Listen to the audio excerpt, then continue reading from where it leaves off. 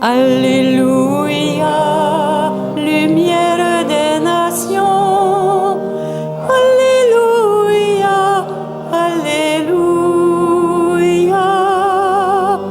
Alléluia, Jésus nous t'acclamons. Alléluia, Alléluia.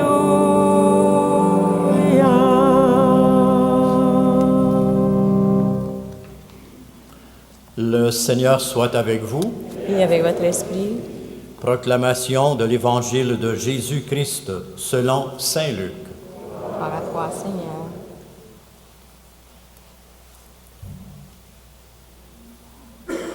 Le peuple venu auprès de Jean-Baptiste était en attente, et tous se demandaient en eux-mêmes si Jean n'était pas le Messie. Jean s'adressa alors à tous. « Moi, je vous baptise avec de l'eau, mais il vient, celui qui est plus puissant que moi.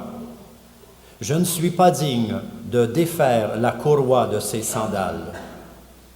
Lui vous baptisera dans l'Esprit Saint et dans le feu. » Comme tout le peuple se faisait baptiser et que Jésus priait, après avoir été baptisé lui aussi, alors le ciel s'ouvrit. L'Esprit Saint descendit sur Jésus, sous une apparence corporelle, comme une colombe. Du ciel, une voix se fit entendre, « C'est toi, mon Fils, aujourd'hui je t'ai engendré, tu as toute ma faveur. » Acclamons cette parole de Dieu. Louange à toi, Seigneur Jésus.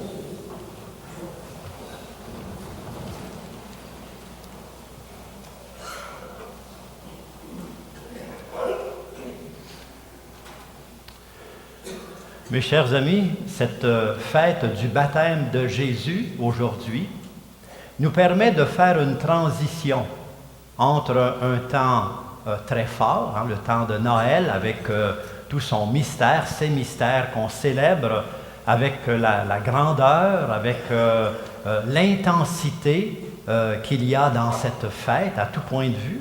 C'est pas simplement au niveau religieux, spirituel, c'est intense au niveau de la famille, c'est plus intense au niveau social. Partout, on sent comme un peu cette ferveur qui porte d'une façon ou d'une autre notre monde, notre société. Alors, le baptême dans la liturgie, le baptême de Jésus, ce dimanche, vient comme nous permettre de faire une transition. Et c'est une transition importante, parce que à Noël, on admire quelque chose, on pourrait dire quelque chose, ou un mystère qui est un peu à l'extérieur de nous. On vient devant la crèche, on prie devant Jésus dans son berceau, on admire, oui, on accueille le mystère, mais il y a beaucoup de choses qui sont à l'extérieur de nous-mêmes. Et au baptême, avec le baptême de Jésus, on sera invité comme à faire un pas et à accueillir le mystère et la présence de Dieu en dedans de nous. Dieu qui descend, non pas simplement dans cet enfant Jésus, mais Dieu qui descend pour habiter désormais le cœur de l'être humain. Le mystère, la célébration, la fête du baptême de Jésus nous aide à comprendre un peu mieux ce que représente, en ce que signifie notre propre baptême. Le ciel s'ouvre, l'Esprit descend et comme une ombre, il nous enveloppe. Il prend présence en nous et dans notre vie et dans notre cœur. Et la voix du Père se fait entendre. La première lettre, la lettre qu'on a entendue tout à l'heure de Saint Paul nous dit très bien ce que signifie. On pourrait dire que cette lettre de Paul vient comme expliciter le sens du baptême. Non pas simplement comme un événement limité, mais un événement qui se continue, qui va avoir un effet dans toute notre vie et sur toute notre vie. Saint Paul nous dit au début de sa lettre, qui est la deuxième lecture, « La grâce de Dieu s'est manifestée. » La grâce de Dieu s'est manifestée. L'amour de Dieu s'est manifesté. La présence de Dieu s'est manifestée, s'est révélée, s'est fait connaître pour le salut de toute l'humanité. Qu'est-ce que c'est le salut? C'est notre vie dans toute sa dimension, notre vie qui est capable de s'accomplir avec l'aide de Dieu, notre vie qui est aussi un chemin de bonheur, de réussite. La grâce de Dieu s'est manifestée pour le salut de toute l'humanité. Alors, toute l'humanité, c'est chacun et chacune d'entre nous. Ce n'est pas une humanité en général. Dieu ne vient pas simplement, encore une fois, extérieur, mais il vient aussi intérieurement pour chacun et chacune d'entre nous. Alors, la grâce de Dieu s'est manifestée pour le salut de toute l'humanité. C'est elle, la grâce de Dieu, qui nous apprend. Je trouve ça très beau, cette expression. C'est elle, la grâce de Dieu. C'est Dieu lui-même. C'est l'Esprit de Dieu qui nous est donné et qui habite en nous, qui va nous apprendre, qui va cheminer avec nous. Le baptême, c'est un événement, c'est une présence de Dieu, c'est une grâce qui nous est donnée pour nous accompagner, pour nous apprendre. C'est elle, la grâce de Dieu, qui nous apprend. Qu'est-ce que Dieu va nous apprendre? Il nous apprend à rejeter le mal pour vivre heureux. Rejeter le mal pour vivre heureux, pour accueillir la vraie vie, la vie en plénitude, pour vivre heureux en personne juste et religieuse. Voilà ce que saint Paul peut nous apprendre du baptême. Dans le texte de l'Évangile, c'est saint Luc qui en fait le récit.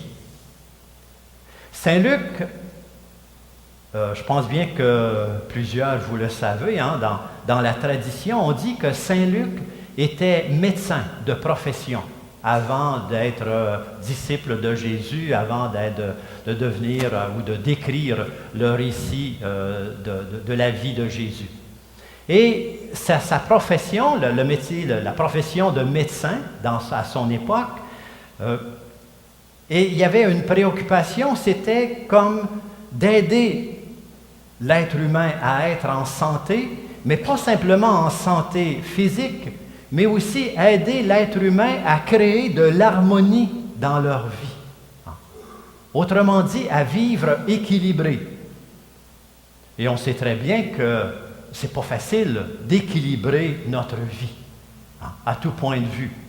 Équilibrer les préoccupations du travail avec les exigences de la maison, équilibrer les préoccupations de la profession avec les exigences de famille, de couple, équilibrer la vie spirituelle et nos besoins matériels. L'équilibre, c'est une préoccupation qui est constante. Alors, saint Luc, dans son évangile, va nous présenter Jésus comme un médecin qui est capable de nous aider. Un médecin qui est capable de soigner à la fois le corps, l'âme et le cœur, et de nous aider profondément à voir l'essentiel de notre vie. Saint Paul, tout à l'heure, nous disait, l'Esprit de Dieu, la grâce de Dieu nous est donnée à notre baptême pour nous apprendre.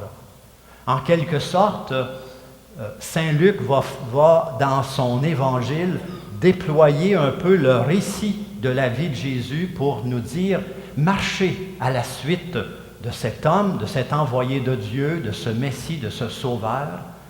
Et non seulement vous allez apprendre à rejeter le mal, mais vous allez apprendre à être heureux, à accueillir et à vivre de la vraie vie, de la vie de Dieu.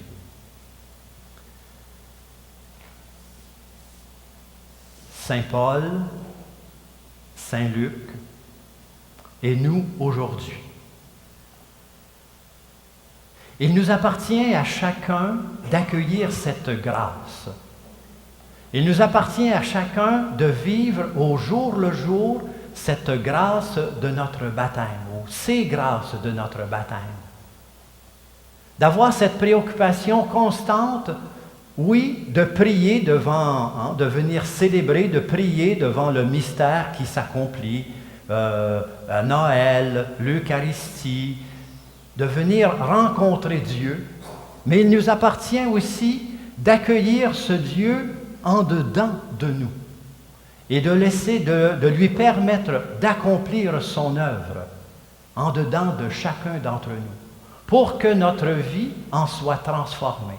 Autrement dit, laisser le Seigneur accomplir son œuvre de médecin, nous aider dans toute notre vie. Et il y a comme 3 mots qu'on pourrait retenir en conclusion de cet évangile. C'est le mot connaître, le mot accepter et le mot accomplir. Connaître pour se connaître sous le regard de Dieu, se reconnaître comme enfant de Dieu, se connaître avec tout ce que le Seigneur veut nous offrir de sa grâce et de son amour. S'accepter avec tout ce que la vie nous apporte de bagages. Les fragilités comme les meilleurs talents, les blessures comme les meilleures réussites, les beautés comme notre combat et notre faiblesse devant le mal. Nous accepter, et nous accepter parce que Dieu est là et qu'il est capable, comme Jésus l'a fait, de vaincre le mal et de nous conduire sur un chemin de vie et de bonheur. Nous accomplir avec le Seigneur. Réussir notre vie. Le dernier mot de Jésus sur la croix dans Saint Jean, ça a été de dire « Tout est accompli. Tout est accompli. » Nous voulons aujourd'hui confier notre vie au Seigneur et lui redire notre foi, notre volonté de marcher à sa suite. Nous allons tout à l'heure renouveler notre credo avec la profession de foi de notre baptême. Alors que ce soit bien conscient de cette promesse que Dieu nous fait, qu'on retrouve en Saint Paul. La grâce de Dieu s'est manifestée pour le salut de tous les hommes. Et c'est elle qui nous apprend à rejeter le mal et à vivre en homme heureux, en être humain heureux, conscient de l'héritage que nous avons reçu. Une petite information à la fin de cette homélie. On va vous offrir à la fin de la célébration un carnet de prières écrit par le Père Georges Madar. Dans le cadre de l'année de la foi, on veut vous offrir ce carnet de prières. On sait très bien que la prière, c'est un outil. C'est un outil, c'est un moyen pour garder contact avec Dieu. C'est un moyen qui nous est donné pour garder la présence de Dieu à travers toutes les situations de notre vie. Le Père Madar, qui a écrit ses prières, a intitulé son carnet « Prières pour toutes les saisons ». Prière pour toutes les occasions de notre vie. Alors même, vous voyez que même s'il est loin, même s'il est rendu à Rome, on continue à garder contact avec lui et il continue avec beaucoup de plaisir à travailler en lien avec nous. Alors ce carnet de prière sera offert à la fin de la célébration. C'est une offrande libre que vous pouvez faire dans le cadre de l'année de la foi pour nous aider à garder une foi vivante et solide.